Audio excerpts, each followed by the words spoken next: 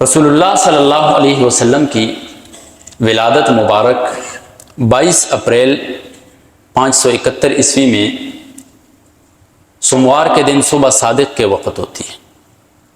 اب اس بات میں اتفاق ہے کہ رسول اللہ صلی اللہ علیہ وسلم کی ولادت جو ہوئی ہے 12 اپریل 571 عیسوی میں ہوئی۔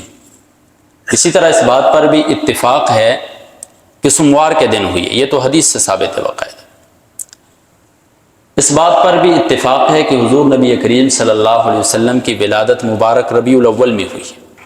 اب ربیع الاول کی کس تاریخ کو ہوئی ہے، اس میں شدید اختلاف ہے، مختلف اقوال لکھے ہیں۔ کسی نے 2 ربیع الاول لکھا ہے، کسی نے 7 ربیع الاول، کسی نے 8، کسی نے 9، کسی نے 12، حتیٰ کہ ایک قول 18 کا بھی ملتا ہے۔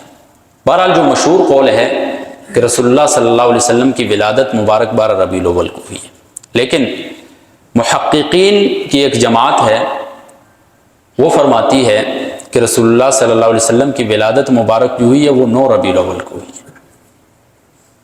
ایک مشہور عالم ہیں مصر کے محمود پاشا فلکی، ماہر ریاضیات ہیں، انہوں نے ریاضی حساب سے انہوں نے حساب لگایا ہے رسول اللہ صلی اللہ علیہ وسلم کی ولادت تک۔